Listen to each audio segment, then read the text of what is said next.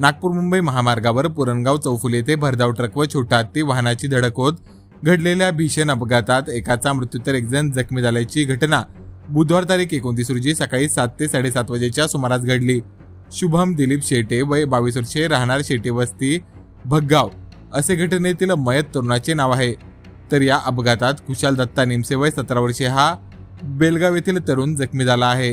या घटनेबाबत पोलिसांकडून मिळालेल्या प्राथमिक माहितीनुसार शुभम व कुशल हे भगगाव येथून छोटा हत्ती वाहनाने वैजापूरच्या दिशेने येत असताना सकाळी 7 ते 7:30 वाजेच्या सुमारास पुरणगाव चौफुली येथे त्यांच्या छोटा हत्ती वाहनाची भरधाव ट्रकसोबत धडक झाली।